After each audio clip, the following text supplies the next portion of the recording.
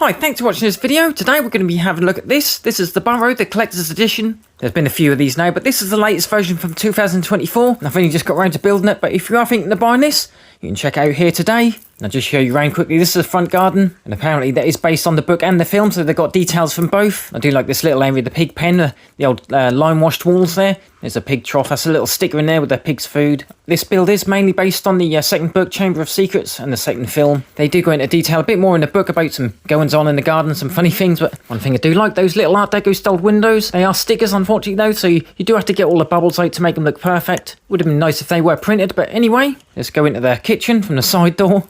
And there they all are, that big Weasley family breakfast. This build is all about that kind of big, warm, happy family atmosphere that they have. That is really nice. They've kind of captured that mood as well. But the exterior, that's quite clever too. That's meant to be that old, worn, lime-washed, herringbone pattern brickwork you see in kind of old cottages with like a wooden framework. And they've kind of represented that here with a weird sideways method of building. But one thing I do find quite weird about this, I do like that turquoise colour. It's a nice colour, but I just don't think that suits this build. I think they should have gone for a more muted colour, like a violet or lavender. In the film, you normally see the Burrow in the kind of darker hours, the dawn or dusk times, where it's a little bit more shadowed. But I think this is based more on the colour of the model at the Warner Brothers studio, to be honest. Anyway, let's look at the rest of the build.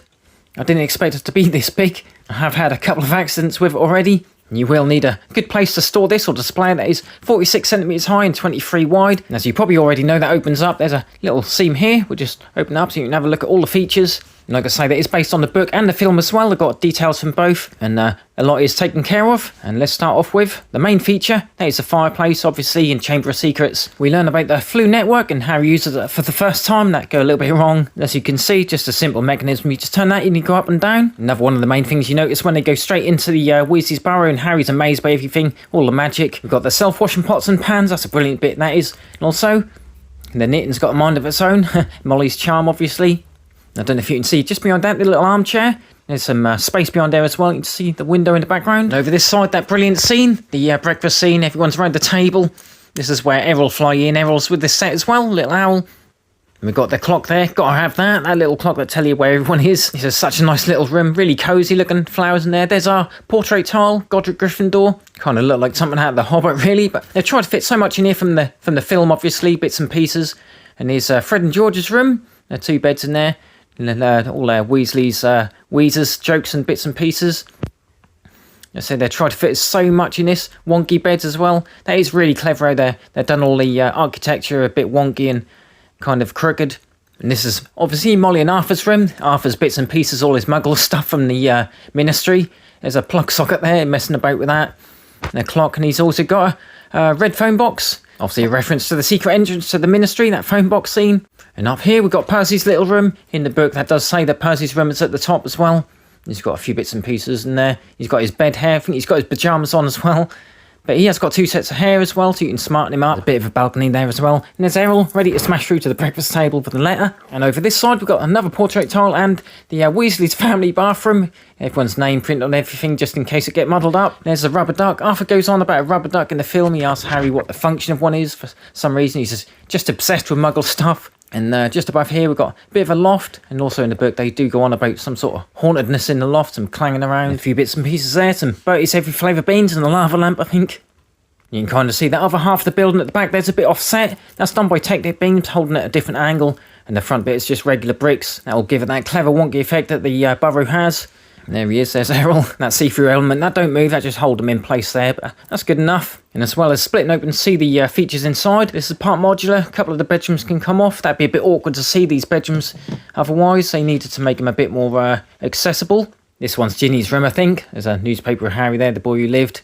The other one was Ron's, all the trophies and clocks and stuff on the wall. Anyway, let's get this back open. We'll have a look at the minifigures now. Might as well start off with Harry. We've got him here. You can see Harry, this is kind of second year Harry, and he has got his normal face and a sooty face. Obviously, you have to go through the Flu network, and he end up in Borgin and Burke's in the Diagon Alley. So if you remember, he says diagonally instead of Diagon Alley. And here's Molly. She's got kind of a homely look. She's got her mumsy clothes on. And she's got two faces as well. They've all got two faces. She's got her normal face and a kind of a showy mum face that everyone's afraid of. That is a nice minifigure. I do like them colours. But let's just put that there and let's have a look at Arthur. Might as well have a look at Arthur next. He's kind of got like a gnome's hat. He's got one of them hats in the film, but that's a little bit more exaggerated here. He's got his firm face on, but I think he's a bit of a softie. His firm face is just for show, just to please Molly, I think. And here's Charlie next, a bit of an unusual one. He's more mentioned in the book, because they do talk about him a lot, being in Romania, working with dragons and stuff like that. You don't see him in the film at all, and to be fair, they do more talk about Charlie in the book, so there probably isn't any reason to be shown in the film. But this is their interpretation of Charlie. And anyway, Bill next, or William. And he's got two faces. He's got his scarred face, which is strange, because he gets that after the Battle of the Astronomy Tower, when he gets into a fight with Fenrir Greyback, the werewolf. But luckily he doesn't turn into a werewolf, not that we know of. And we've got Fred and George here. I can't remember. I think this is Fred. We'll say it's Fred. But they're both quite similar. They're basically the same clothes, but slightly different faces. Same hair as well. Let's just put that on. We'll try and compare them in a minute. I can't get George, but I can get Ron. This is an early Ron, second year. He's got his regular clothes on. He's got kind of a bit of a clean cut. Let's have a look at his other face, scared face. Obviously driving the flying car or being shouted at.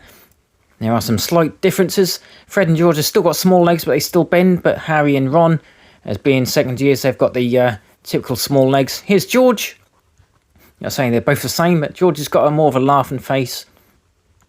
I say same hair, same everything from the front really, but just a slightly different faces. Let's have a look. And there we go. Almost the same, just slightly different expressions, but that's what you need for Fred and George. They have to be the same. A couple more to go. We've got Ginny next. Ginny's in her first year of Hogwarts in this second film or second book, so she's a smaller minifigure. And just as she is in the film, she's got her pyjamas and dressing gown on. She's got an anxious face as well. You see Harry in the burrow, and she got it's kind of a bit strange. And there she is. That's Ginny. And our last one, we've got Percy. He's got pyjamas on. He's probably been studying hard up in his room. And he's got his kind of mean face on. He is a bit of a meanie. And there we go. He has got two sets of hair as well. This is his bed hair.